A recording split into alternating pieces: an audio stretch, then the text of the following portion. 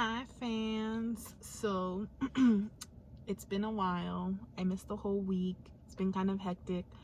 But I'm back. My name is Araceli. If you guys don't know yet.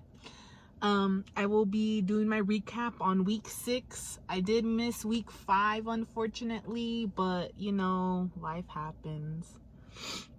But week 6 of the NFL, we are almost there, friends, kind of. We're about to hit the halfway point in a couple of weeks, which is really sad, but you know, it's okay. Anyways, the first game that I want to start off with, sadly, is the Packers versus the Buccaneers. That was supposed to be America's game of the week, friends, and let me tell you, that game was shit. The Packers played like absolute crap, honestly. I don't know what the heck was wrong with Aaron Rodgers, but this man only threw for 160 yards. 160 yards, guys. I know that doesn't sound like a low amount, and it's not bad, I guess, but when it's Aaron Rodgers, I feel like that's bad.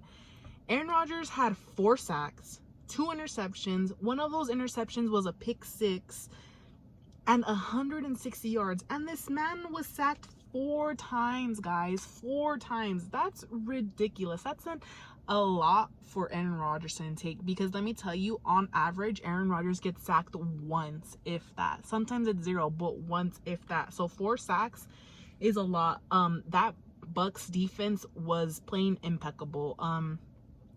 They were obviously getting to Aaron Rodgers. They made sure that there was coverage on the guys. I would say that Aaron Rodgers was throwing very unprecisely, but also there was a lot of missed catches. Some catches fell off of Valdez-Scantley's hand. I can't remember what the other one was, but these catches, when the Packers needed to make them, when those receivers needed to make those catches, they did not make those catches. So I could only imagine Aaron Rodgers' frustration. So he only had, guys, a completion rate of 45.7. That's bad. Aaron Rodgers' completion rate is like in the 60s, sometimes in the 50s, but it's never in the 40s. Never in the 40s, and he just honestly threw terrible. He played a terrible game, like point blank period. The Packers played a terrible game. Obviously the Bucs played a better game. Tom Brady had a 63 completion rate. He had no sacks. No sacks. The Packers defense could not put on the pressure. They could not obviously stop anything of what they were doing. Although Tom Brady only threw for 166 yards and had two touchdowns. Excuse me. And had 2 touchdowns.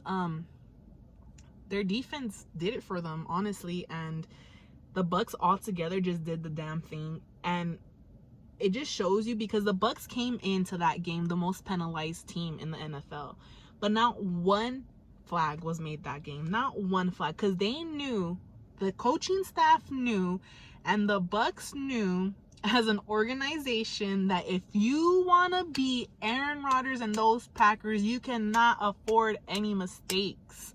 No mistakes. And that's what the Bucs did. They came in, no mistakes, played their game, and demolished the Green Bay Packers 38-10. The Green Bay Packers are no longer undefeated. They go to 4-1. I believe the Bucs go to 4-2. I'm not even sure, but the Bucs have another W under their belt. But yes, the game was very, very sad. It should have been a very intriguing game. Instead, it was a blowout, a complete utter blowout. Sad face. Now, the second game I want to talk about is the Cowboys versus the Cardinals. Jesus Christ, when I talk about a blowout, I talk about a blowout. The Packers were blown out and the Cowboys were blown out just as bad, friends.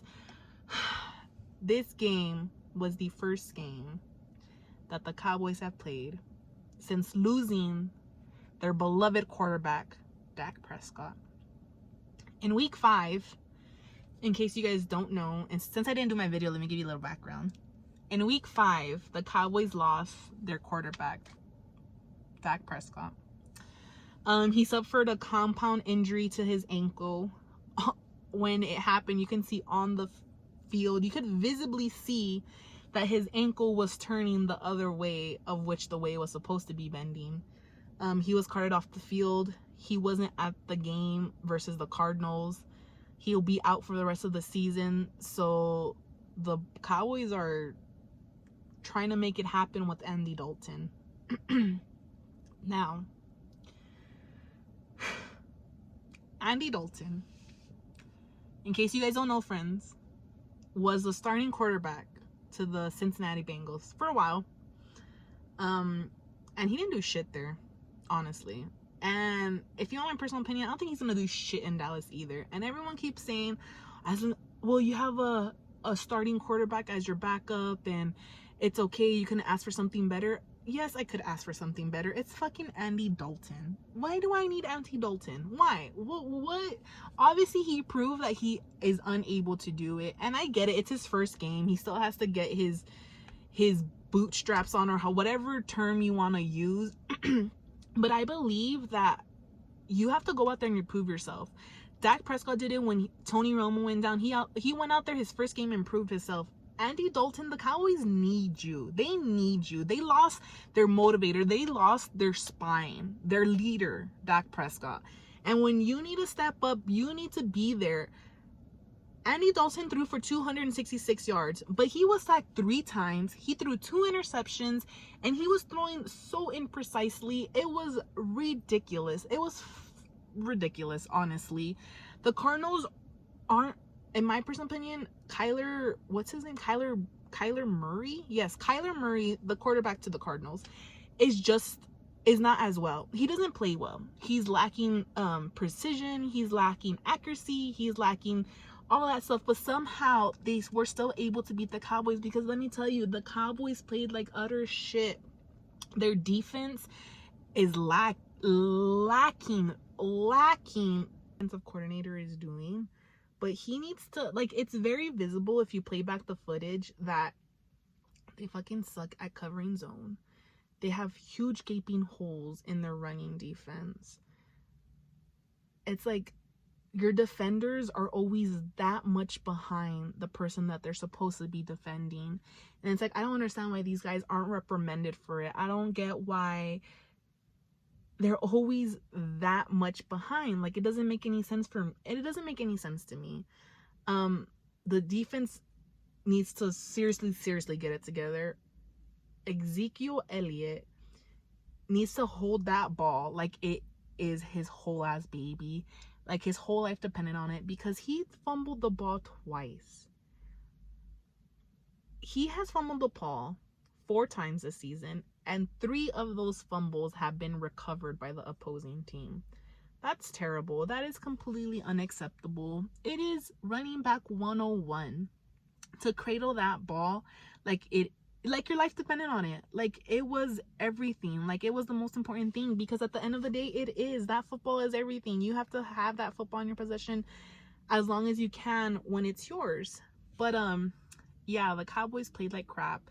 They were demolished. They only scored 10 points, so that's a touchdown and a field goal. The Cardinals, I believe, were at 38. Kyler Murray only threw for 188 yards, but I mean, they did the gosh damn thing. They were able to beat the Cowboys, and it was a blowout, honestly. And the next game I want to talk about, friends, exciting, is the Texans and the Titans. The Titans are doing the gosh damn thing. Ryan Tannehill is leading those Tennessee Titans to victory. They have remained undefeated thus far. They are 5-0. They have a 5-0 start, which is the second time in the franchise history, and the first time being in 2008. That was 18 years ago. Well, going on 19 years, friends, since they've been undefeated. Ryan Tannehill threw for 366 yards, friends. 4 touchdowns, only 1 interception. He was sacked twice. Ryan Tannehill did the gosh damn thing, let me tell you. But wait, Deshaun Watson was not far behind. He threw for 4 touchdowns as well. 335 yards, 2 sacks, 0 interceptions. At the end of the day, the Titans just were that much better. The game went into overtime, and the Titans played like their life depended on it, and they got away with that W. And I'm really, really, really excited to see them play the Pittsburgh Steelers next week, because they both are undefeated teams, friends. But yes, the Titans beat the Texans 42-36 in overtime. The Bears and Nick Foles win again. They win in Carolina. They are now 3-0 on the road. That's been the first time since 2006. Which is amazing. The Bears have been playing really amazing since they had Nick Foles, because Nick Foles knows what the heck he's doing, unlike Mitchell Trubisky. Their defense is playing A1. Honestly, I feel like the Chicago Bears are, if they continue the way they are really good contenders for the playoffs and the Super Bowl and all that. The Chiefs win. Oh, excuse me. The Chiefs win the Bills. But I would say the most highlighted part about that Chiefs and Bills game is that the Chiefs has to give it up to their rushing game, honestly, because this was the most rushing yards they've had in a very long time. They had 245 yards in rushing. 245 yards, friends. That's a lot of yards. In one game, that's a lot of yards. That's the most rushing yards they've had since 2012 in one game. But I mean, they did the gosh damn thing. The Chiefs and Mahomes, Patrick Mahomes, and their defense, there's nothing more you can really say. But the games were interesting.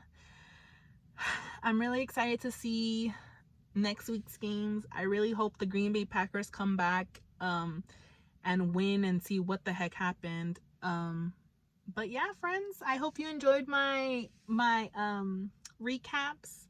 Sorry for the very poor video, but I hope you subscribe. Any comments or questions, you can write them in the comments. Have a great day, friends. Bye.